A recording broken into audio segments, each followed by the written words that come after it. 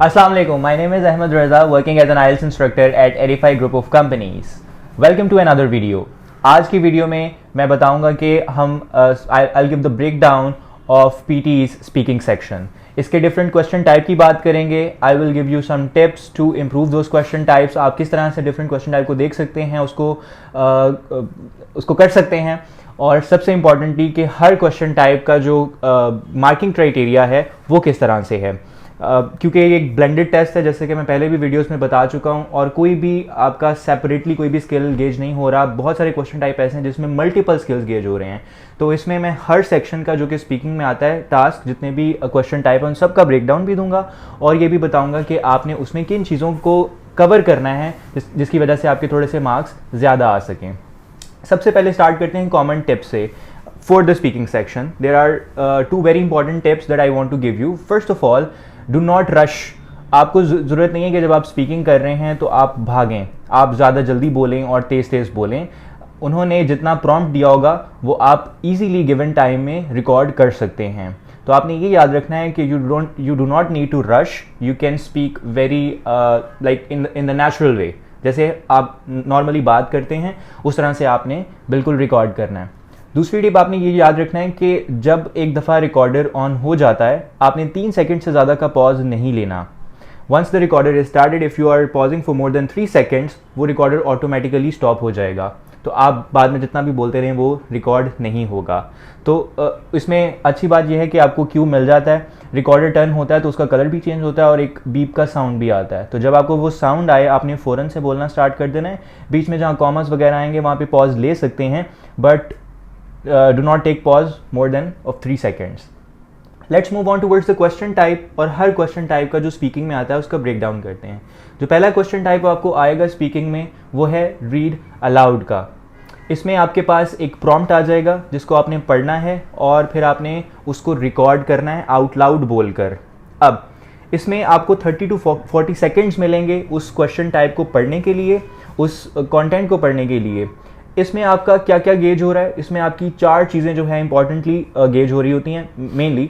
The first is fluency, second is pronunciation, third is your reading skills and obviously your speaking skills. जब आपने बात करनी है आपने फ्लुएंसी का ख्याल रखना है और आपने प्रोनाउंसिएशन का ख्याल रखना है. तो जो भी वर्ड आप बोल रहे हैं उसको एक्यूरेटली प्रोनाउंस कर रहे हैं.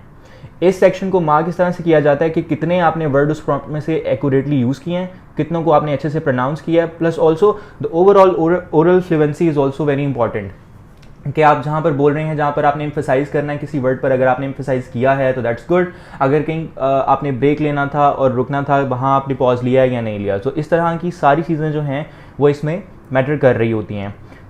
कितना टाइम मिलता है इसको रिस्पॉन्ड करने के लिए वो डिपेंड करता है कि आपके पास रिटन प्रॉम्प्ट की लेंथ कितनी है. वो वेरी कर सकती है, तो उसके हिसाब से उन्होंने आपको टाइम भी दिया होगा. तो जैसे कि मैंने स्टार्ट में मेंशन किया था कि भागने की ज़रूरत नहीं है, जितना प्रॉम्प्ट होगा उसी के हिसाब से आपको टाइम मिलेगा उसको रिकॉर्ड करने के लिए. तो बड़ा स्लोली और अच्छे से प्रोनाउंस करके उसको बोलना है.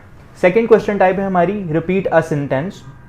इस क्वेश्चन टाइप में क्या होगा कि आपके लिसनिंग और स्पीकिंग के स्किल्स ब्लेंड हो रहे होंगे.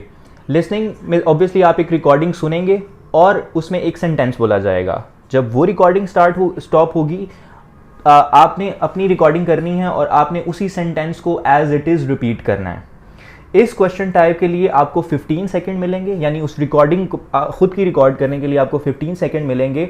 और अगेन इसमें भी आपका फ्लुएंसी, प्रोनाउंसिएशन और एक डिफरेंट चीज़ जो इसमें गेज की जा रही है दैट इज़ द कंटेंट.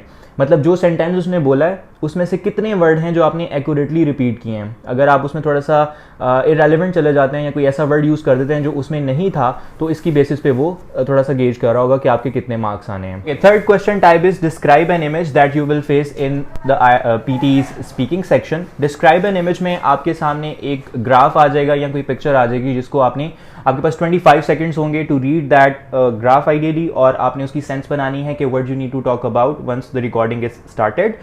उसके बाद आपको 40 सेकंड्स मिलते हैं अपना रिस्पॉन्स रिकॉर्ड करने में. अब इसको करने की टिप्स बड़ी सिंपल सी है कि आपने देखना है उस ग्राफ में मेजर ट्रेंड्स क्या हैं, अगर कंपैरिजन किया हुआ है तो किन 2 कंट्रीज़ का या सिटीज़ का या किन सॉर्ट ऑफ डिफरेंट डेटा का किस तरह से उन्होंने आपस में कंपैरिजन किया हुआ है, मैक्सिमम कौन सी चीज़ है, मिनिमम कौन सी चीज़ है और ओवरऑल उसका वो क्या मीनिंग दे रहा है. अगर आप इस तरह की बातें भी सिंपली रिकॉर्ड करते हैं तो आपके आराम से 40 सेकंड के अंदर उसका बड़ा मेजर चंक जो है वो कवर हो जाएगा.